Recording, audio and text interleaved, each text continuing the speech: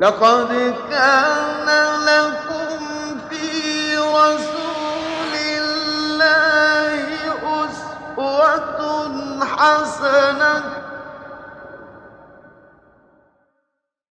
اعوذ باللہ من الشیطان الرجیم بسم اللہ الرحمن الرحیم اللہم صلی علی محمد وعلی آل محمد کما صلیت علی ابراہیم وعلی آل ابراہیم انک حمید مجید اللہم بارک علی محمد وعلی آل محمد کما بارکت علی ابراہیم وعلی آل ابراہیم انک حمید مجید۔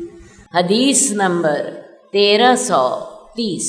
حضرت انس سے روایت ہے کہ رسول اللہ صلی اللہ علیہ وسلم نے فرمایا، کیا میں تمہیں بہترین افراد کے بارے میں نہ بتاؤں؟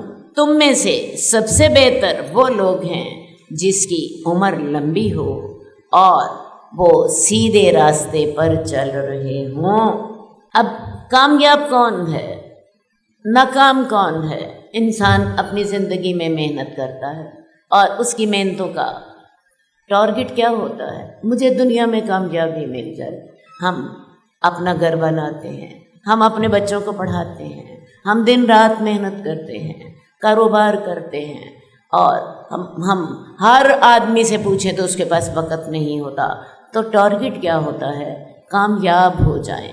اصل بات ہے اسلام نے ہمیں کامیاب ہونے کے معنی بتائے ہیں کہ کامیاب کون ہوتا ہے۔ ہمارے خیال میں کامیاب وہ ہے جس کو دنیا مل جائے، گھر اچھا بن جائے، بچے اچھے پڑھ جائیں، انہیں نوکری اچھی مل جائے اور پھر کسی مالدار خاندان میں شادی ہو جائے۔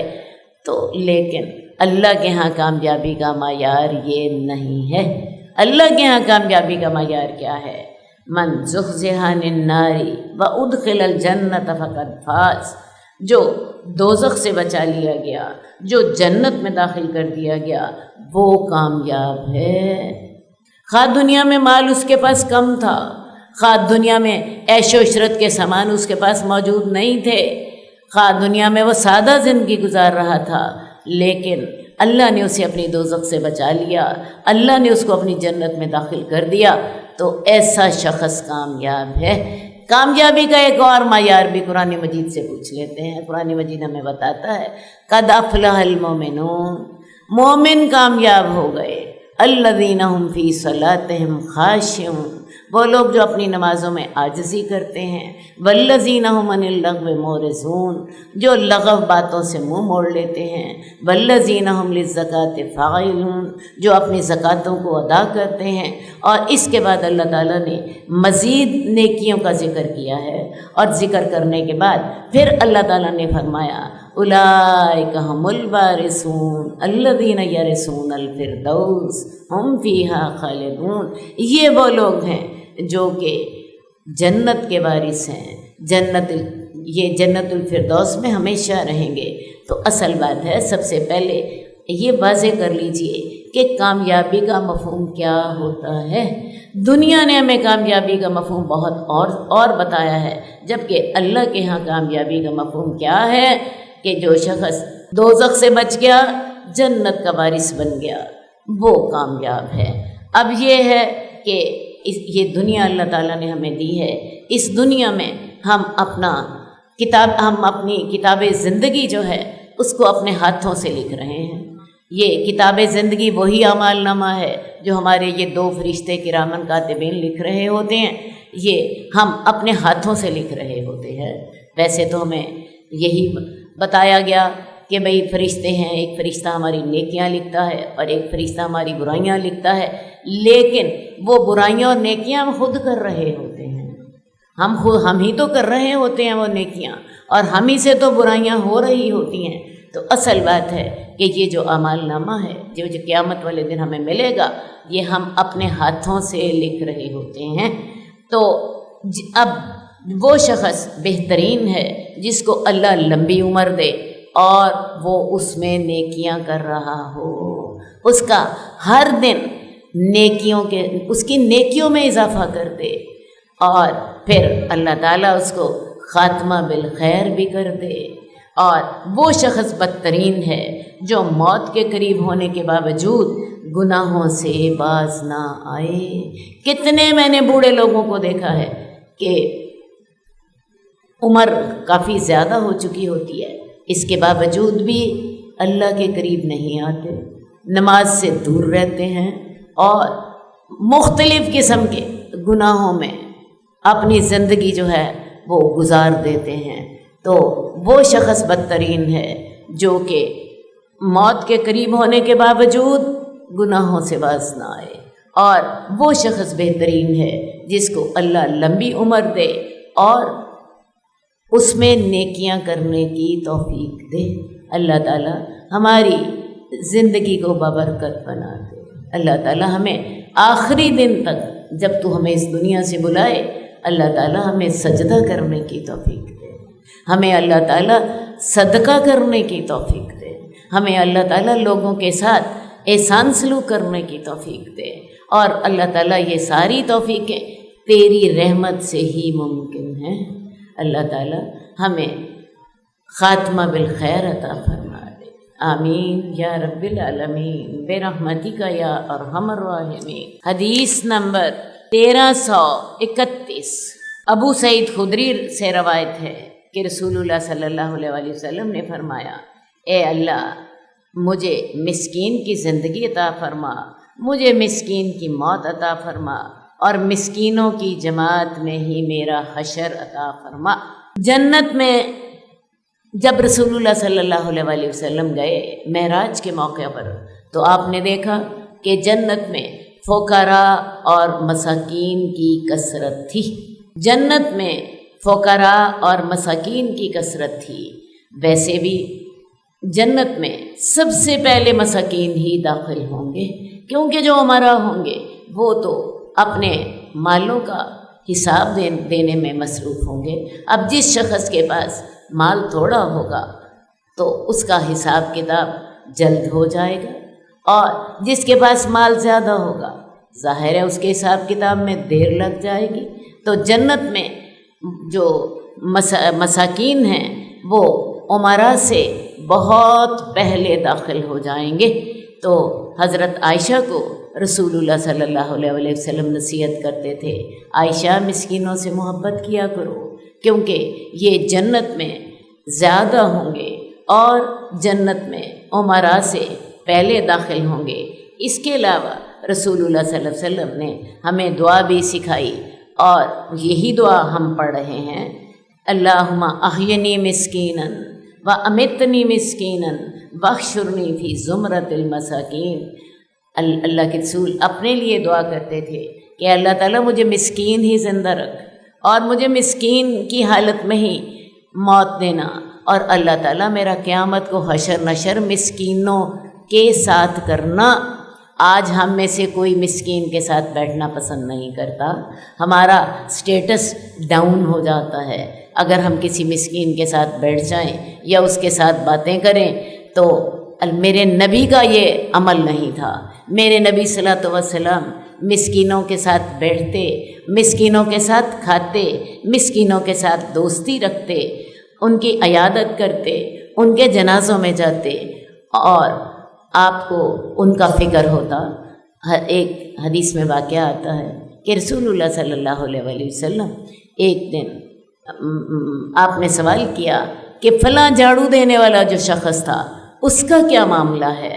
اب صحابہ نے کہا یا رسول اللہ وہ تو فوت ہو گیا۔ آپ نے کہا تم نے مجھے اس کے بارے میں کیوں نہیں بتایا؟ صحابہ نے کہا یا رسول اللہ ہم نے سوچا وہ کون سا اہم آدمی ہے، تو لہٰذا ہم نے اس چیز کو اہمیت ہی نہیں دی۔ رسول اللہ صلی اللہ علیہ وسلم نے فرمایا میرے ساتھ چلو مجھے بتاؤ اس کی قبر کہاں ہے۔ صحابہ کے ساتھ آپ اس کی قبر پر گئے اور آپ نے وہاں پہ قبر پر جا کر دعا کی۔ تو اللہ کے رسول مسکینوں کے ساتھ بیٹھتے، ان کی عیادت کرتے، ان کے جنازوں میں جاتے، ان کے ساتھ کھاتے، ان کے ساتھ پیتے، ان کے ساتھ اپنی زندگی گزارتے، اور اللہ سے دعائیں بھی کرتے کہ اللہ تعالیٰ مجھے مسکین ہی زندہ رکھنا، مجھے مسکینی کی حالت میں ہی موت دینا، اور مجھے زمرۃ المساکین میں ہی میرا حشر نشر کرنا۔ تو میری بہنوں، آج اب میں یہ آپ سے سوال کرنا چاہتی ہوں کہ آپ میں سے کون مسکینوں سے محبت کرتا ہے؟ ذرا مجھے بتائیے تو صحیح، ہاتھ کھڑا کریں، کون مسکینوں سے محبت کرتا ہے؟ نا، ہم تو امیروں سے محبت کرتے ہیں، فلاں صدر میرا رشتہ دار ہے، فلاں وزیر اعظم تو میرے خالہ کا بیٹا ہے، اور فلاں امیر جو ہے نا وہ تو میرا کزن ہے۔ ہمیں امیروں کے ساتھ تو دوستیاں بتانے میں ہمیں بڑا فخر محسوس ہوتا ہے، اور مسکین کے ساتھ بات چیت کرتے ہوئے ہم سمجھتے ہیں شاید ہماری عزت میں کوئی کمی آ گئی۔ لیکن میرے نبی کا یہ طریقہ نہیں تھا، میرے نبی کا یہ طریقہ نہیں تھا، میرے نبی کا طریقہ یہی تھا، آپ ان کے ساتھ اٹھتے بیٹھتے دوستیاں رکھتے۔ اللہ تعالیٰ نے بھی آپ کو حکم دے دیا تھا کہ آپ نے ان کے ساتھ رہنا ہے، اور آپ اس کے لیے دعا بھی کرتے تھے۔ تو لہٰذا اپنے جو سٹینڈرڈز ہیں انہیں درست کریں، اپنے سٹینڈرڈ درست کریں، اپنی جو سوچ ہے اس کی اصلاح کریں۔ اللہ تعالیٰ ہمیں مسکینوں سے محبت کرنے کی توفیق دے، مسکینوں کے ساتھ بیٹھیں، مسکینوں کے مسائل سنیں، مسکینوں کی مدد کریں، اور مسکینوں کے ساتھ اپنا اٹھنا بیٹھنا ان کے ساتھ رکھیے۔ حدیث نمبر 1334 بنو سلیم قبیلے کے ایک آدمی سے روایت ہے کہ اللہ تبارک و تعالیٰ اپنے بندے کو اپنی عطا کردہ نعمتوں میں آزماتا رہتا ہے۔ جو آدمی اپنے حق میں اللہ تعالیٰ کی تقسیم پر راضی ہو جاتا ہے تو اللہ تعالیٰ اس کے لیے ان نعمتوں میں برکت اور وسعت عطا فرماتے ہیں، اور جو راضی نہیں ہوتا اس کے لیے برکت نہیں دی جاتی۔ اصل بات ہے کہ اللہ تعالیٰ نے دنیا میں ہر بندے کے ساتھ اپنا معاملہ فرق رکھا ہے۔ کسی کو اللہ تعالیٰ دے کر آزما رہے ہیں، کسی کو اللہ تعالیٰ لے کر آزما رہے ہیں۔ اللہ تعالیٰ کی آزمائش کے طریقے فرق ہیں۔ کبھی تو اللہ تعالیٰ نعمتوں میں اضافہ فرماتے ہیں اور دیکھتے ہیں کہ کیا میرا بندہ مجھے بھول تو نہیں گیا، کیا ان نعمتوں کو پا کر انسان میرے سے غافل تو نہیں ہو گیا، کیا یہ شکر کرتا ہے؟ اور کبھی اللہ تعالیٰ نعمتیں نہ دے کر آزماتے ہیں۔ مثلاً کبھی تو اللہ تعالیٰ کسی کو مال دے دیتے ہیں، اور پھر اللہ تعالیٰ دیکھتے ہیں آیا یہ شکر کرتا ہے، اور مال میں نے جو سارے لوگوں کے حق رکھے ہیں انہیں ادا کرتا ہے۔ اللہ زندگی دے کر آزماتے ہیں، صحت دے کر آزماتے ہیں۔ کیا یہ شخص اپنی صحت میں سے اپنی آخرت کے لیے حصہ نکالتا ہے؟ کیا یہ شخص اپنی صحت میں سے اللہ کے بندوں کے ساتھ خیر خواہی کرتا ہے؟ اور کبھی اللہ تعالیٰ انسان کو فقیری اس کا مقدر کر دیتے ہیں، اور اس میں پھر اللہ تعالیٰ دیکھتے ہیں کہ کیا یہ شخص صبر کرتا ہے، اور کیا یہ شخص اللہ کی رحمت سے مایوس تو نہیں ہو جاتا۔ تو اسی طرح کبھی اللہ تعالیٰ بیماری کے ساتھ آزمائش کر رہے ہوتے ہیں کہ کیا یہ شخص بیماری میں صبر کرتا ہے۔ تو اللہ تعالیٰ کی آزمائش کے انداز فرق ہوتے ہیں۔ تو جو شخص ہر قسم کے حالات میں اللہ کی تقسیم پر راضی ہو گیا، اس نے ہر حال میں شکر کیا، اللہ اسے برکتیں عطا فرماتے ہیں۔ مثال کے طور پہ میں آپ کو بتانا چاہوں گی، اللہ نے مال دیا، انسان کو چاہیے اللہ نے مال دیا ہے، میں اس مال سے اللہ کے راستے میں اسے خرچ کروں، میں دین کے راستے میں بھی خرچ کروں، میں اسے اپنے رشتہ داروں پر بھی خرچ کروں، میں اسے اپنے غریب اور جو ایسے لوگ ہیں جن کے ساتھ مسائل ہیں، میں ان کی مشکلات دور کرنے میں اس مال سے فائدہ اٹھاؤں، اور اس کے ساتھ ساتھ اللہ کا شکر بھی کروں کہ اللہ تعالیٰ تو نے مجھے سے سارا کچھ کرنے کی توفیق دی ہے۔ اور جس کو اللہ تعالیٰ نے مال نہیں دیا اس کی آزمائش یہ ہوتی ہے کہ آیا وہ اللہ کی رحمت سے مایوس تو نہیں ہو گیا، کیونکہ اللہ کی رحمت سے مایوس تو صرف کافر لوگ ہوتے ہیں۔ کیا اس نے صبر کیا؟ کیا اس نے صبر کیا؟ اور صبر کر کے اس نے اپنے حالات کو حلال طریقے سے بدلنے کی کوشش کی، گناہ میں تو نہیں پڑ گیا۔ یہ امیر کی اور انداز میں آزمائش ہو رہی ہوتی ہے، غریب کی اور انداز میں آزمائش ہو رہی ہوتی ہے، ایک صحت مند کی اس انداز میں آزمائش ہو رہی ہوتی ہے کہ یہ اپنی صحت کے ساتھ اللہ کے لیے کیا کچھ کرتا ہے، کیا اس کا سارا وقت دنیا میں گزرتا ہے یا یہ اللہ کی عبادات میں اپنا وقت گزارتا ہے، بندوں کے معاملات میں ان کا کام آتا ہے۔ تو اگر کوئی بیمار ہوتا ہے تو اللہ تعالیٰ یہ دیکھتے ہیں کیا یہ صبر کر رہا ہے، بیماری کے باوجود یہ میرے سے میری رحمت کی امید رکھتا ہے۔ تو یہ صرف اللہ تعالیٰ کی آزمائش کے طریقے فرق ہوتے ہیں۔ کبھی اللہ اولاد دے کر آزما رہے ہوتے ہیں، وہ اولاد جو ہوتی ہے وہ انسان کے لیے مصیبت بنی ہوتی ہے اور اس کے لیے آزمائش بن جاتی ہے۔ زندگی میں ہی وہ اپنے باپ سے جھگڑا کر لیتی ہے، اپنے دوسرے بہن بھائیوں سے کبھی جائیداد کے مطالبے پر جھگڑا ہو رہا ہوتا ہے، کبھی باپ کی نافرمانی ہو رہی ہوتی ہے، اور کبھی اللہ تعالیٰ اولاد نہ دے کر آزما رہے ہوتے ہیں۔ انسان اللہ سے ترلے کر رہا ہوتا ہے، منتیں کر رہا ہوتا ہے کہ اللہ تعالیٰ مجھے اولاد عطا فرما دے۔ تو میں آپ کو بتاؤں یہ زندگی ساری ہے ہی آزمائش۔ تو جو شخص ہر قسم کے حالات میں اللہ کی تقسیم پر راضی ہو گیا، اس نے ہر حال میں شکر کیا۔ اللہ نے دے دیا تب بھی شکر کیا، اللہ نے نہ دیا تب بھی شکر کیا، اور اللہ کی رحمت کی امید رکھی تو اسے اللہ برکت عطا فرماتے ہیں۔ ویسے بھی جب انسان شکر کرتا ہے تو اللہ کا وعدہ ہے لَإِن شَكَرْتُمْ لَأَزِيدَنَّكُمْ، اگر تم شکر کرو گے تو میں تمہیں زیادہ دوں گا، اور ان کفرتم، اگر تم کفر ناشکری کرو گے ان عذابی لشدید، میں نے جو تمہیں دیا ہے وہ بھی چھین لوں گا، اور آخرت میں میرا عذاب بھی بڑا سخت ہے۔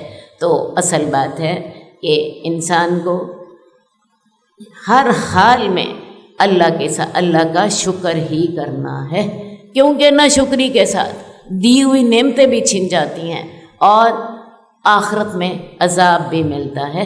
میں آپ کو بتاؤں ہمارے دین کا آغاز شکر کے ساتھ ہوتا ہے، اور ہمارے دین کی بقا صبر سے ہوتی ہے۔ انسان جب اللہ کی نعمتوں کا احساس کرتا ہے، اسے خیال آتا ہے کہ یہ نعمتیں مجھے کس ذات نے دی ہیں، اس ذات کا وہ شکر ادا کرتا ہے، اور پھر اس ذات کی فرما برداری کر کے اسے راضی کرنے کی کوشش کرتا ہے۔ یہیں سے ایمان کا آغاز ہوتا ہے، اور جب مشکلات آتی ہیں تو انسان ان میں صبر کرتا ہے، اور اسی طرح اس کا دین باقی رہتا ہے، کیونکہ اگر انسان صبر نہ کرے تو پھر انسان اپنے دین سے آہستہ آہستہ ہٹ جاتا ہے۔ تو میرا یہ جملہ یاد رکھیے کہ شکر کے ساتھ ایمان کا آغاز ہوتا ہے، اور ایمان صبر کے ساتھ باقی رہتا ہے، کیونکہ آزمائشیں تو دنیا میں آئیں گی ہی، ایک آزمائش نہیں آئے گی، بہت سی آزمائشیں آئیں گی، اور ان آزمائش میں صبر کے ساتھ ہی آپ صحیح راستے پر قائم رہ سکتے ہیں، ورنہ شیطان آپ کو دین کے راستے سے ہٹا دے گا۔ حدیث نمبر 1335، حضرت ابو امامہ بیان کرتے ہیں کہ ایک آدمی رسول اللہ صلی اللہ علیہ وسلم کے پاس آیا اور کہا ایک شخص اجر و ثواب اور شہرت کی خاطر جہاد کرتا ہے، اس کے بارے میں آپ کا کیا خیال ہے؟ آپ نے فرمایا اس کے لیے کوئی اجر نہیں۔ آپ نے 3 دفعہ یہ الفاظ فرمائے، لا شیء لہ، اس کے لیے کوئی کچھ نہیں، اور اس کے بعد آپ نے فرمایا کہ اللہ عز و جل صرف وہی عمل قبول کرتے ہیں جو خالص اس کے لیے کیا گیا ہو، جو خالص اللہ کی رضا کی تلاش کے لیے کیا گیا ہو۔ اب حضرت ابو امامہ بیان کرتے ہیں کہ ایک شخص رسول اللہ صلی اللہ علیہ وسلم کے پاس آیا اور کہنے لگا کہ ایک شخص اجر و ثواب اور شہرت کی خاطر جہاد کرتا ہے، یعنی اس کی 2 نیتیں ہیں ایک عمل میں۔ پہلی نیت ہے مجھے اجر ملے گا، اللہ سے مجھے ثواب ملے گا، مجھے شہادت مل جائے گی، اللہ تعالیٰ میرے سے راضی ہو جائیں گے، اور دوسری اس کے ساتھ ایک اور بھی نیت ہے، مجھے شہرت بھی ملے گی، لوگ کہیں گے کتنا بہادر ہے۔ تو اس کی ایک معاملے میں 2 نیتیں ہیں، اجر کی نیت بھی ہے اور شہرت کی نیت بھی ہے، تو کیا اسے اجر ملے گا؟ اللہ کے رسول نے کہا لا شیء لہ، اس کے لیے کچھ بھی نہیں۔ کیوں کچھ نہیں ہے؟ اللہ تعالیٰ صرف وہ عمل قبول کرتے ہیں جو خالص خالص خالص اللہ کے لیے ہو۔ یہ بات ہم پہلے بھی کئی مختلف انداز سے پڑھ چکے ہیں کہ اللہ تعالیٰ صرف وہ عمل قبول کرتے ہیں جو خالص اللہ تعالیٰ کے لیے ہو۔ آپ نے ایک عمل میں 2 نیتیں کر لیں تو اللہ تعالیٰ اس کو اپنے شریک کے لیے چھوڑ دیتے ہیں اور خود صرف وہ عمل قبول کرتے ہیں جو خالص اللہ تعالیٰ کے لیے ہو۔ اسی طرح ایک اور حدیث میں آتا ہے کہ رسول اللہ صلی اللہ علیہ وسلم سے کسی نے پوچھا کہ یا رسول اللہ، ایک آدمی مال غنیمت کے لیے لڑائی کرتا ہے، ایک آدمی شہرت کے لیے لڑائی کرتا ہے، ایک آدمی اپنے قبیلے کی خاطر لڑائی کرتا ہے، اپنے قبیلے کا ساتھ دینے کے لیے، یا رسول اللہ ایک آدمی انتقام کی خاطر لڑائی کرتا ہے، ایک آدمی جو ہے شہرت کی خاطر لڑائی کرتا ہے، ایک آدمی مال غنیمت کے لیے لڑائی کرتا ہے، ایک آدمی اپنے قبیلے کا ساتھ دینے کے لیے لڑائی کرتا ہے، ایک آدمی کسی سے انتقام لینے کے لیے لڑائی کرتا ہے۔ تو یا رسول اللہ ان میں سے کون اللہ کی خاطر لڑائی کر رہا ہے؟ اللہ کے رسول نے کہا کوئی بھی نہیں۔ اجر صرف اسے ملے گا جہاد کا جس کی صرف ایک نیت ہو کہ اللہ کا کلمہ بلند ہو۔ جس شخص کی یہ نیت ہے کہ میں جہاد اس نیت سے کر رہا ہوں کہ اللہ کا کلمہ بلند ہو، اس کو اجر ملے گا۔ ورنہ جس شخص نے مال غنیمت کے لیے جہاد کیا اسے مال غنیمت مل گیا، اجر کوئی نہیں۔ جس نے شہرت کی خاطر کیا اسے کہہ دیا جائے گا تمہیں لوگوں نے اچھا کہہ دیا، ان لوگوں سے جا کے بدلہ لو جن سے تم شہرت چاہتے تھے۔ جس کسی نے انتقام کی خاطر لڑائی کی اس نے اگلے سے انتقام لے لیا، اجر کوئی نہیں۔ جس نے اپنے قبیلے کا ساتھ دینے کے لیے جہاد کیا اس نے اپنے قبیلے کا ساتھ دے دیا، اجر کوئی نہیں۔ اجر صرف اس کو ملے گا جس کی خالص ایک نیت ہوگی، اور وہ نیت کیا ہے؟ لِتَكُونَ كَلِمَةُ اللَّهِ هِيَ الْعُلْيَا، کہ اللہ کا کلمہ بلند ہو۔ دین کی بلندی کے لیے اس نے خالص نیت کی، اس کو جہاد کا اجر ملے گا۔ تو ایک بات سمجھ لیجئے، انما الاعمال بالنیات، عمل نیتوں کے ساتھ ہوتے ہیں۔ اب جس شخص نے اچھی نیت کی اس کو اچھا اجر ملا، اور جس کی جیسی نیت تھی ویسی مراد اس کو مل جائے گی، ویسی مراد اس کو مل جائے گی۔ ایک رسول اللہ صلی اللہ علیہ وسلم کے دور کا میں ایک واقعہ آپ کو بتا دیتی ہوں۔ ایک شخص ہیں، انہوں نے کسی خاتون کو جن کا نام ام قیس تھا ان کو نکاح کا پیغام بھیجا۔ اب یہ جو صحابی تھے یہ مکے میں رہتے تھے اور ام قیس جو تھیں یہ مدینے میں رہتی تھیں۔ تو ام قیس کے گھر والوں نے ان سے مطالبہ کیا کہ آپ ایسا کریں، ہجرت کر لیں، ہم آپ کو رشتہ دے دیں گے۔ اب ان صحابی نے مکے سے ہجرت کی اور مدینہ آ گئے۔ ام قیس کے گھر والوں نے ان کا نکاح ام قیس سے کر دیا۔ اب یہ صحابی جو ہیں مسجد نبوی میں بیٹھے ہیں، لوگ ان کو ہجرت کی مبارک دے رہے ہیں، آپ کو ہجرت مبارک ہو۔ لیکن اللہ کے رسول صلی اللہ علیہ وسلم اس وقت پتہ ہے کیا فرماتے؟ آپ فرماتے ہیں انما الاعمال بالنیات، عمل نیتوں کے ساتھ ہیں۔ جس نے اللہ اور اس کے رسول کے لیے ہجرت کی تو اس نے تو اللہ اور اس کے رسول کے لیے ہی ہجرت کی، اور جس نے دنیا کے لیے ہجرت کی یا جس نے اس لیے ہجرت کی کہ کسی سے اس کا نکاح ہو جائے تو اس کی ہجرت اسی کے لیے ہوگی جس کے لیے اس نے ہجرت کی۔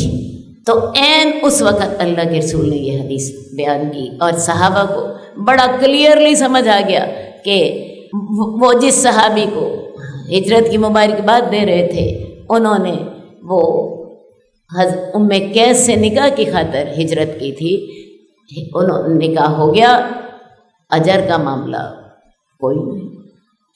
تو لہٰذا ان صحابی کو احادیث میں حاجر ام قیس کہتے ہیں، ان کا نام ہی حاجر ام قیس ہے کہ جنہوں نے ام قیس کی خاطر ہجرت کی۔ لیکن ان کی وجہ سے ہمیں ایک معاملہ بڑا کلیئر سمجھ آ گیا کہ جس نیت سے آپ عمل کریں گے وہی نیت آپ کو ملے گی۔ اگر دنیا کی خاطر آپ ہجرت کر رہے ہیں تو دنیا آپ کو مل گئی، اجر کوئی نہیں۔ نکاح کی خاطر کر رہے ہیں، نکاح ہو گیا، اجر کوئی نہیں۔ ایک شخص سعودی عرب چلا جاتا ہے، میں جی وہاں پہ نوکری کروں گا، اللہ کا گھر وہاں پہ قریب ہے، میں حج اور عمرہ کر لیا کروں گا اور ساتھ مجھے کمائی بھی مل جائے گی۔ تو میں آپ کو بتاؤں، اسے کمائی مل جائے گی، اجر کوئی نہیں ملے گا۔ اس کی وجہ اس کی نیت، جو اس کی نیت تھی۔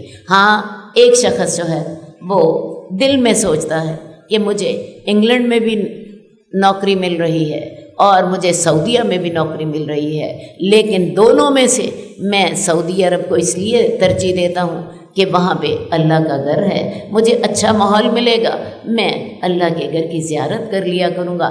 وہ انگلینڈ کی کمائی کو سعودیہ کی کمائی کے لیے چھوڑ دیتا ہے اور سعودی عرب کو حرمین کی وجہ سے ترجیح دے دیتا ہے۔ اللہ تعالیٰ اس کو اس کی نیت کے مطابق عطا فرمائیں گے۔ لہٰذا ایک بات سمجھ لیجیے، ہر معاملے میں اپنی نیت خالص کر لے۔ کس کے لیے؟ بولو، کس کے لیے؟ اللہ کے لیے۔ ہر معاملے میں اپنی نیت خالص کر لیں۔ اب اگلا سوال یہ پیدا ہوتا ہے کہ کیا ہم ہر عمل کرتے ہوئے اپنی نیت خالص کریں؟ بعض اوقات ایسا نہیں ہوتا۔ ہم اپنے زندگی کے معاملات میں کام کر رہے ہوتے ہیں اور ہمیں بعض اوقات خیال تک نہیں آتا کہ ہم اپنی نیت کو کلیئر کریں، تو اللہ تعالیٰ سے ایک دعا کر لیا کریں کہ اللہ تعالیٰ میں جو بھی عمل کروں اسے تو میری نیت خالص اپنے لیے کر دے۔ اور کوشش کیا کیجیے کہ جب کبھی آپ کو فرصت ملے تو اللہ سے یہ دعا کریں کہ اللہ تعالیٰ میرے ہر عمل کو اپنے لیے خالص کر دیں۔ حدیث نمبر 1337، ابو ہریرہ رضی اللہ تعالیٰ عنہ سے روایت ہے کہ سب سے پہلے قیامت کے دن بندے کا حساب لیا جائے گا اور اسے کہا جائے گا، کیا میں نے تیرے جسم کو تندرست نہیں کیا تھا، اور کیا میں نے تجھے ٹھنڈے پانی سے سیراب نہیں کیا تھا؟ اب اس دنیا سے ہر بندے نے جانا ہے اور اللہ کے سامنے حساب کے لیے پیش ہونا ہے۔ یہ حساب کون لے گا؟ یہ اللہ رب العزت خود لیں گے۔ وَنَزَعُ الْمَوَازِينَ الْقِسْطَ، ہم انصاف کی ترازو جو ہے ہم خود رکھیں گے، اور اللہ تعالیٰ جب حساب لیں گے تو حقوق اللہ میں سے تو اللہ تعالیٰ سب سے پہلے نماز کا حساب لیں گے، اور حقوق العباد میں سب سے پہلے قتل اور خون کا حساب ہوگا۔ اور جب اللہ تعالیٰ اپنے بندے کے سامنے اس پر کیے گئے احسانات کا تذکرہ کریں گے تو سب سے پہلے اللہ جس احسان کا تذکرہ کریں گے وہ کیا ہوگا؟ صحت اور ٹھنڈا پانی۔ صحت اور ٹھنڈا پانی، واقعی انسان صحت ہے تو جان ہے تو جہان ہے۔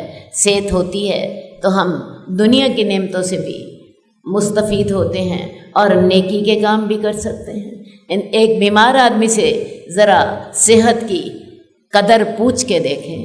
اسی طرح ٹھنڈا پانی دنیا کی سب سے بڑی نعمت۔ ہم اتنی نعمتیں کھاتے ہیں، بہت بڑی دعوت ہے، رنگا رنگ کے کھانے ہیں، رنگا رنگ کی نعمتیں ہمارے سامنے موجود ہیں۔ اگر اس دعوت میں ٹھنڈا پانی نہ ہو تو کیا خیال ہے؟ دعوت کا مزہ آتا ہے؟ قطعاً نہیں۔ اس وقت احساس ہوتا ہے کہ اللہ تعالیٰ ٹھنڈا پانی تیری کتنی بڑی نعمت تھی۔ تو یہ واقعی سے صحت اور ٹھنڈا پانی اللہ تعالیٰ کی بہت بڑی نعمت ہے۔ اب یہاں پہ تو اللہ تعالیٰ نے صحت اور ٹھنڈے پانی کا ذکر کیا۔ اللہ تعالیٰ نے ہم سے ہر نعمت کا حساب لینا ہے۔ ایک دفعہ رسول اللہ صلی اللہ علیہ وآلہ وسلم جو تھے، آپ بھوکے تھے، آپ نکلے اور ایک صحابی کے باغ میں پہنچے، وہاں انہوں نے کھجوریں کھائیں اور انہوں نے آپ کو ٹھنڈا پانی پلایا، تو انہوں نے رسول اللہ صلی اللہ علیہ وسلم نے فرمایا کہ آپ نے قرآن مجید کی وہ آیت پڑھی ثم لتسألن یومئذ عن النعیم، قیامت والے دن تم سے نعمتوں کا سوال ہوگا۔ اور وہ نعمتیں کون سی تھیں جن پر اللہ کے رسول صلی اللہ علیہ وسلم نے یہ آیت پڑھی تھی؟ کھجوریں اور ٹھنڈا پانی، کھجوریں اور ٹھنڈا پانی، اور ہم تو 24 گھنٹے ٹھنڈا پانی پیتے ہیں۔ دنیا جہان کی نعمتیں ہمارے دسترخوان پر ہوتی ہیں۔ ذرا سوچ لیجئے کل کو ہم نے اللہ تعالیٰ کو حساب دینا ہے، تو اتنی نیکیاں کیجئے تاکہ ان نعمتوں کی کچھ نہ کچھ شکر گزاری ہو سکے۔ اسی طرح آپ ذرا غور کیجئے، اللہ تعالیٰ نے ہمیں اس دنیا میں جو جو نعمتیں عطا فرمائی ہیں وہ ایسی ہیں کہ اگر ایک نعمت نہ ہوتی ہماری زندگی ہی ممکن نہ ہوتی۔ غور کریں، اگر دنیا میں ہوا نہ ہوتی، ہوا نہ ہوتی ہماری کیا زندگی ممکن ہوتی؟ بولے ذرا، قطعاً ممکن نہ ہوتی۔ اللہ تعالیٰ 3 منٹ کے لیے ہوا روک دیں، یہ ساری دنیا ختم ہو جائے، یہ انسان، چرند پرند، ہر شے ختم ہو جائے۔ تو یہ اللہ تعالیٰ کی اتنی بڑی بڑی نعمتیں ہم استعمال کر رہے ہوتے ہیں اور ہمیں احساس تک نہیں ہوتا۔ آپ کو ان نعمتوں پر شکر کرنے کا کبھی خیال آیا؟ کس کس کو آیا؟ ذرا بولو۔ ہم تو ان نعمتوں کو اپنا حق سمجھ کے وصول کر لیتے ہیں۔ ہوا، پانی، سورج، دن، رات، پھل، گوشت، اللہ تعالیٰ کی کتنی نعمتیں ہیں جو اللہ تعالیٰ ہمیں عطا فرماتے ہی رہتے ہیں، تو ہم ان کو اپنا حق سمجھ کے وصول کرتے رہتے ہیں۔ تو ان نعمتوں پر اللہ کا شکر کیجیے، اور شکر کرنے کا سب سے بہترین طریقہ کیا ہے؟ شکر جو ہے پہلے تو زبان سے کیجیے۔ اللہ تعالیٰ آپ کو نعمت دیں، الحمدللہ، کھانا کھائیں، الحمدللہ الذی اطعمنی ھذا ورزقنیہ بغیر حول منی ولا قوہ۔ یہ دعا پڑھ لیں تو آپ کو پتہ ہے نہ صرف آپ کا شکر ادا ہو جاتا ہے بلکہ آپ کے پچھلے گناہ بھی معاف ہو جاتے ہیں۔ یہ تو پہلا طریقہ ہے اللہ کا شکر ادا کرنے کا۔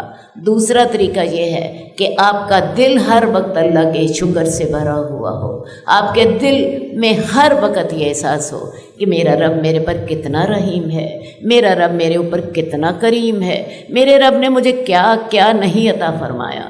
یہ ہر وقت ان نعمتوں کا احساس آپ کے دل میں موجود ہونا چاہیے۔ اور آخری سب سے بات یہ ہے کہ اللہ تعالیٰ کی فرما برداری کریں، اپنے جسم کو اللہ تعالیٰ کے شکر کرنے میں لگا دیں، اللہ تعالیٰ کی ہر معاملے میں فرما برداری کریں اور اللہ کی ہر نافرمانی سے بچنے کی کوشش کریں۔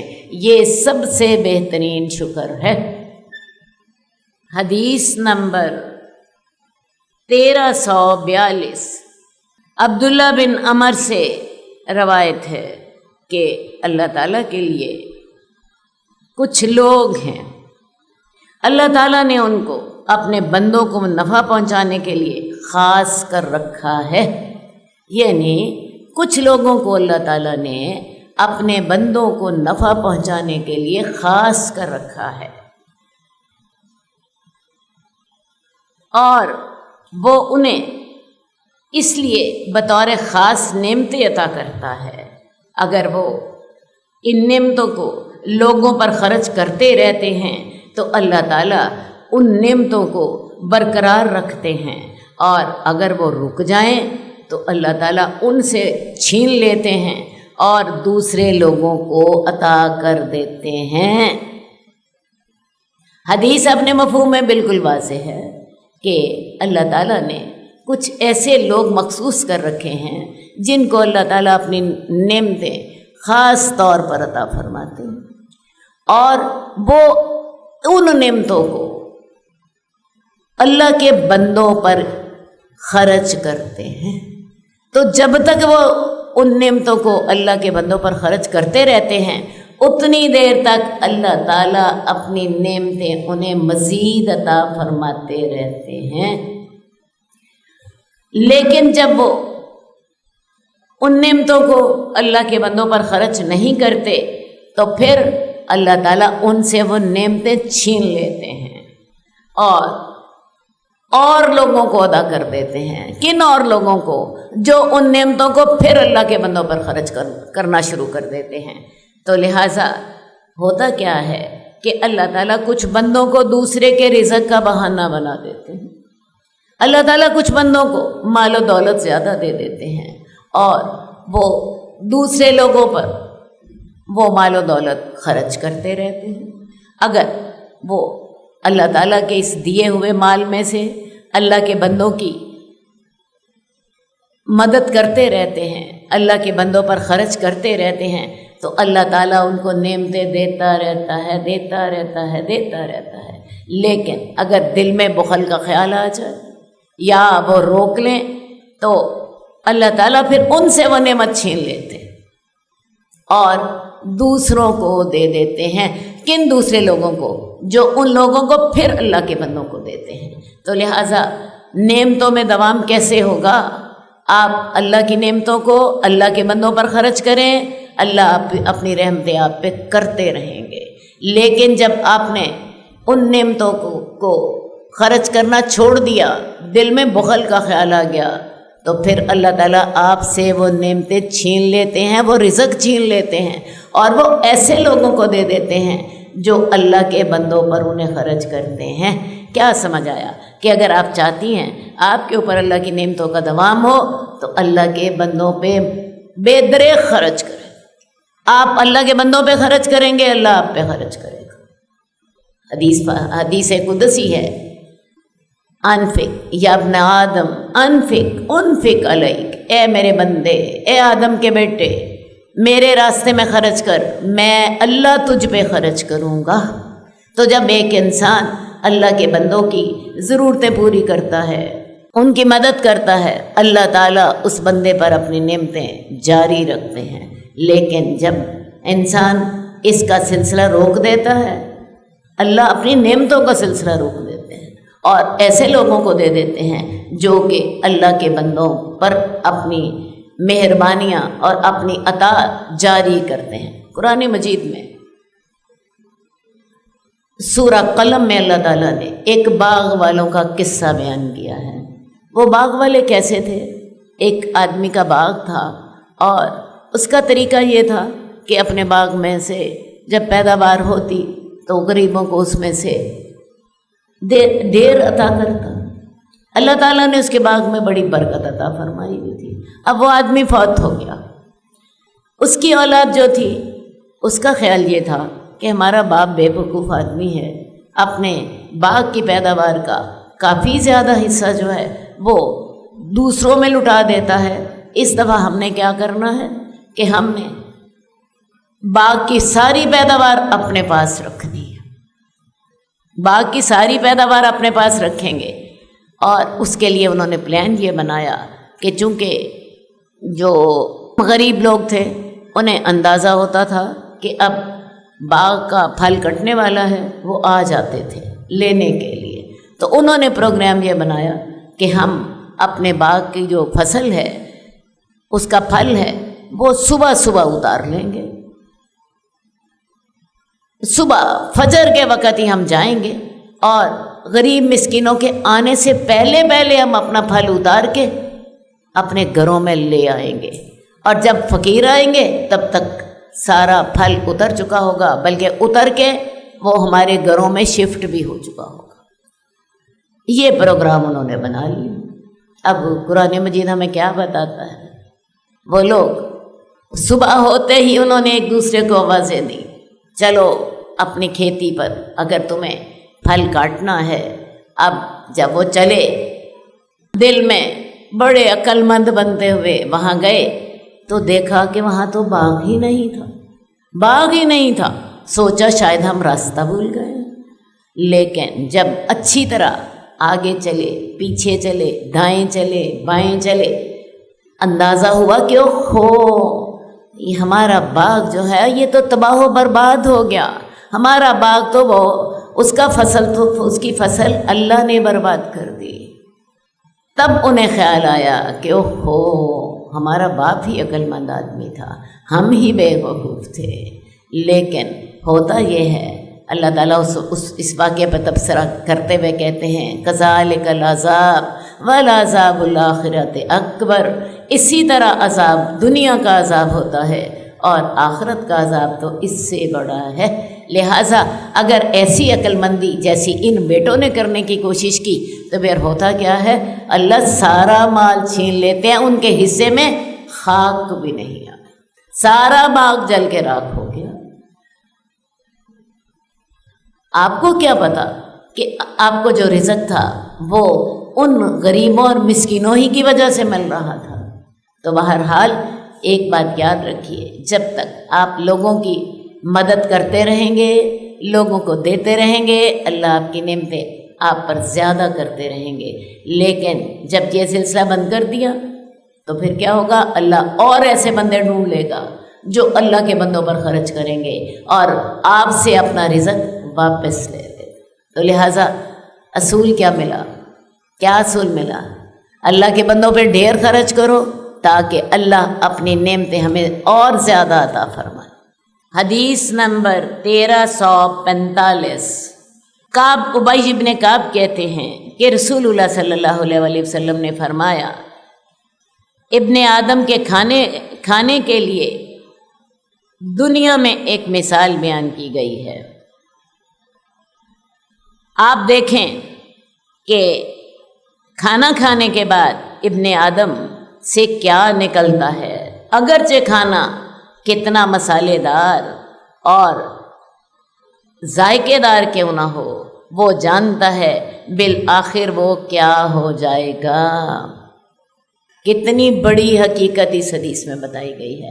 انسان بہت شاندار کھانے کھاتا ہے، دنیا کا بہترین کھانا انسان کھاتا ہے، وہ جا کے تو کس میں منتقل ہو جاتا ہے؟ بول و براز کی شکل میں۔ جتنا مرضی بہترین آپ کھانا کھا لیں، جتنا مرضی قیمتی کھانا کھا لے، تو انسان کو دیکھنا چاہیے کہ انسان کھانا کھانے کے بعد پخانے کی صورت میں کیا نکلتا ہے۔ کھانا کتنا مسالے دار اور کتنا شاندار کیوں نہ ہو، آخر میں وہ اسی میں تبدیل ہو جاتا ہے۔ یہ جو زبان کا چٹخارا ہے، یہ جو زبان کا ذائقہ ہے، یہ ہمیں پاگل نہ کر دے۔ انسان سادہ کھانا کھائے یا انسان بہت مہنگا کھانا کھائے، آخر میں تو اس نے یا تو اس کا گلوکوز بنے گا، اس میں کوئی جو اچھے غذائی اجزاء ہوں گے وہ ہمارے خون میں شامل ہو جائیں گے، اور جو فالتو اجزاء ہوں گے وہ پیشاب اور پخانے کی صورت میں باہر نکل جائیں گے۔ یہ ذائقہ کا تعلق صرف آپ کی گلے تک، اور اسی کی خاطر ہم حرام اور حلال کا خیال نہیں کرتے۔ تو انسان کو یہ باتیں سوچنی چاہیے۔ حدیث نمبر 1346، حضرت فاطمہ سے روایت ہے کہ رسول اللہ صلی اللہ علیہ وسلم نے کہا، میری امت کے بدترین لوگ کون ہیں؟ جن کو نعمتوں سے نوازا گیا۔ یہ وہ لوگ ہیں جو رنگا رنگ کے کھانے مانگتے ہیں اور رنگا رنگ کے کپڑے مانگتے ہیں۔ دوبارہ ذرا حدیث کو سن لیجئے، میری امت کے بدترین لوگ کون ہیں؟ جنہیں مختلف نعمتوں سے نوازا گیا، اور وہ لوگ رنگا رنگ کھانے مانگتے ہیں اور رنگا رنگ کپڑے مانگتے ہیں، اور تیسری ان کی صفت کیا ہوتی ہے؟ منہ پھاڑ پھاڑ کر باتیں کرتے ہیں۔ تو بدترین لوگوں کی یہاں پہ 3 صفات بتائی گئی۔ شاندار کھانے مانگتے ہیں، انہیں گھر کا کھانا پسند نہیں آتا، فلاں ہوٹل میں چلیں، اب فلاں ہوٹل کا بھی پسند نہیں آیا، فلاں اس سے بھی بہترین ہوٹل میں جائیں۔ وہ ان کی زندگی کا مقصد کیا ہوتا ہے؟ کھانا، اور اس کھانے کی خاطر بعض اوقات وہ 6 میل 8 میل کا سفر کرتے ہیں۔ میں نے ضرور جی KFC میں کھانا ہے، میں نے جی ضرور فلاں 5 سٹار ہوٹل میں کھانا ہے۔ اس کے بغیر ان کا گزارا ہی نہیں ہوتا، اور انہیں رنگین کپڑے چاہیے، برانڈڈ کپڑے چاہیے، 10,000 کا جوڑا جو ہے وہ بھی ان کی ناک پہ نہیں آتا، ان کو سب سے زیادہ مہنگا جوڑا چاہیے۔ اور یہ کون لوگ ہیں؟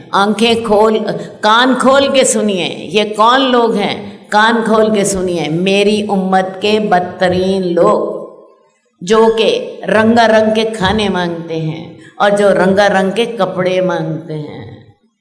کیا ہمارا شمار انہی میں نہیں ہے؟ بولو ذرا، بولو، ہے کہ نہیں؟ ہے کہ نہیں؟ لیکن یہ امت کے بدترین لوگ ہیں جو کہ رنگا رنگ کے کھانے مانگتے ہیں اور رنگا رنگ کے برانڈڈ کپڑے مانگتے ہیں اور منہ پھاڑ پھاڑ کر باتیں کرتے ہیں اور اس طرح کر کے اگلے کو منہ پھاڑ پھاڑ کر بات کرتے ہیں اور یوں سمجھتے ہیں گویا ساری دنیا جاہل ہے اور یہی عقل کل ہیں، کسی کو خاطر میں نہیں لاتے، پرلے درجے کے شاطر اور باتونی ہوتے ہیں۔ تو سوچ لیجئے ان لوگوں کا شمار رسول اللہ صلی اللہ علیہ وسلم نے اچھے لوگوں میں بڑی دور کی بات ہے، کن لوگوں میں کیا ہے؟ بدترین لوگ۔ اور میں بڑے دکھ سے کہنا چاہوں گی آج ہمارا معاشرہ انہی باتوں پہ گامزن ہے۔ عورتوں کی زندگی کی ساری تگودو کس میں ہوتی ہے؟ شاندار کھانا، شاندار کھانا، اور دوسری تگودو کیا ہوتی ہے؟ بہترین لباس۔ اللہ تعالی ہمیں ہدایت۔ یہ امت کے بدترین لوگ، انسان کو دیکھنا چاہیے کہ ان چیزوں کا انجام کیا ہے اور یہ بھی دیکھنا چاہیے ہم کہاں کھڑے ہیں، ہم کہاں کھڑے ہیں۔ حدیث نمبر 1347 حضرت انس بن مالک روایت کرتے ہیں کہ رسول اللہ صلی اللہ علیہ وسلم نے فرمایا بعض لوگ ایسے ہیں جو نیکی کی چابیاں ہوتے ہیں اور برائی روکنے والے ہوتے ہیں، اور بعض ایسے ہوتے ہیں جو برائی کی چابیاں ہوتے ہیں اور نیکی کو روکنے والے ہوتے ہیں۔ خوشخبری ہے اس آدمی کے لیے جس کے ہاتھ پر اللہ تعالیٰ نے نیکی کے راستے کھول دیے، اور بربادی ہے اس آدمی کے لیے جس کے ہاتھ پر اللہ تعالیٰ نے برائی کی راہیں کھول دیں۔ اصل بات ہے بعض افراد کو اللہ تعالیٰ نے ان کے خاندانوں میں ایک خاص مقام اور مرتبہ عطا کیا ہوتا ہے۔ خاندان کے افراد انہیں اپنے قبیلے کا سربراہ سمجھتے ہیں۔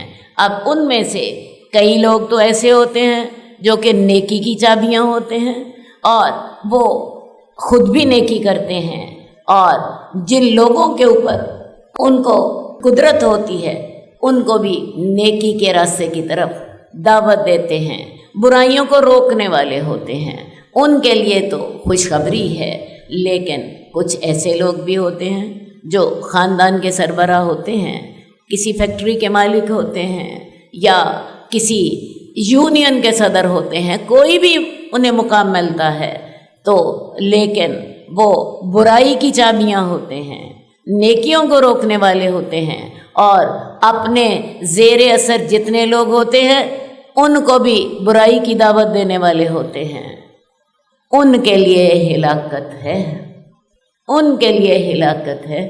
سوچیں ہمارا شمار کن لوگوں میں ہے، سوچیں ہمارا شمار کن لوگوں میں ہے۔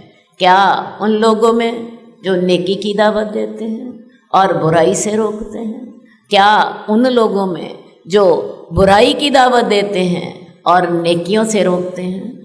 اللہ تعالی ہمیں سیدھے راستے کی توفیق عطا فرمائے، اللہ تعالی ہمیں سیدھے راستے کی توفیق عطا فرمائے۔ حدیث نمبر 1350 ابو ذر غفاری سے روایت ہے کہ رسول اللہ صلی اللہ علیہ وآلہ وسلم نے یہ آیت تلاوت فرمائی، حَلَ تَعَلَى الْإِنسَانِ حِينٌ مِّنَ الدَّهْرِ لَمْ يَكُنْ شَيْئًا مَّذْكُورًا، کہ انسان کے اوپر ایک وقت ایسا بھی گزرا کہ جب کہ انسان کوئی قابل ذکر چیز نہ تھا۔ آپ نے یہ آیت تلاوت فرمائی اور پھر فرمایا کہ جو میں دیکھتا ہوں وہ تم نہیں دیکھ سکتے، اور جو میں سنتا ہوں وہ تم نہیں سن سکتے۔ سنو، آسمان چرچراتے ہیں اور انہیں چرچرانا ہی زیب دیتا ہے، کیونکہ وہاں 4 انگلیوں کے بقدر بھی جگہ خالی نہیں ہے، جہاں ہر جگہ فرشتے سجدہ ریز ہیں۔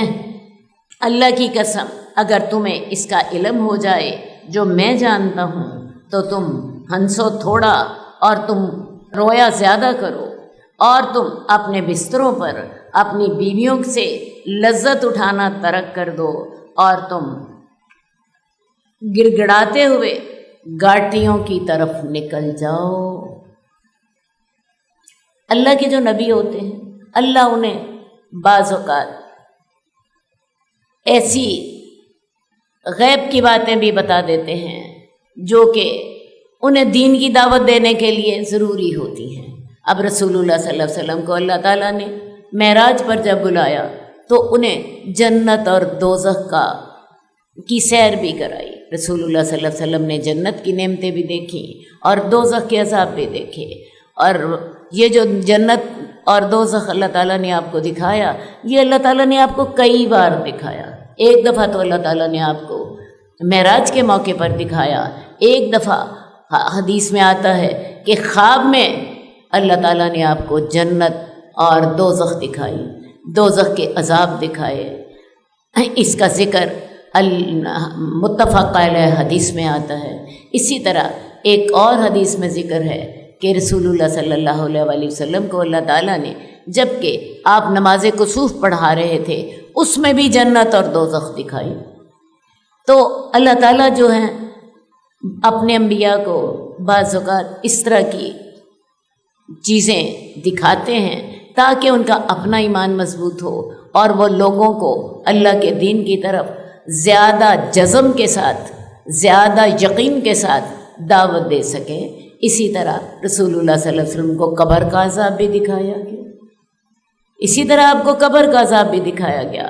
تو رسول اللہ صلی اللہ علیہ وسلم کہتے ہیں کہ جو میں دیکھتا ہوں وہ تم نہیں دیکھتے، اور جو میں سنتا ہوں وہ تم نہیں سن سکتے۔ سنو، آسمان چرچراتے ہیں اور انہیں چرچرانا ہی زیب دیتا ہے، کیونکہ آسمانوں کے اوپر کس کا بوجھ ہے؟ اللہ کی کرسی کا، اور اللہ کی کرسی کے اوپر کس کا بوجھ ہے؟ اللہ کے عرش کا۔ تو انہیں چرچرانا ہی زیب دیتا ہے، اور آسمان کے اوپر 4 انگلیوں کے بقدر بھی جگہ خالی نہیں ہے، ہر جگہ فرشتوں سجدہ کر رہے ہیں۔ یعنی اتنا بڑا آسمان ہے، اس کے اندر اتنی جگہ بھی خالی نہیں ہے جہاں کوئی فرشتہ اللہ کے حضور سجدہ نہ کر رہا ہو۔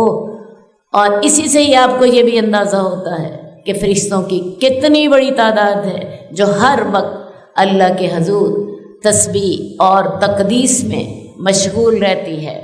اللہ کی قسم، اگر تم وہ جانو جو میں جانتا ہوں تو تم ہنسنا کم کر دو، رونا زیادہ کر دو، تم اپنے بستر پر اپنی بیویوں سے لذت اٹھانی ترک کر دو، تم دنیا چھوڑ دو اور دنیا چھوڑ کے جنگلوں کی طرف نکل جاؤ اور اللہ سے وہاں پہ گڑ گڑا کے دعائیں کرنا شروع کر دو۔ تو لہٰذا انسان جو ہے ان ساری باتوں سے ڈر جائے۔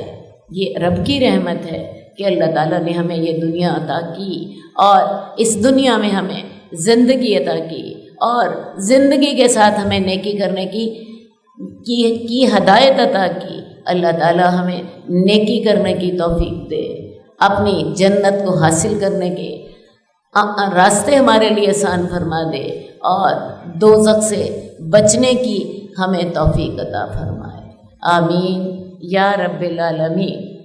اللہم صلی علی محمد وعلی آل محمد کما صلیت علی ابراہیم وعلی آل ابراہیم انک حمید مجید۔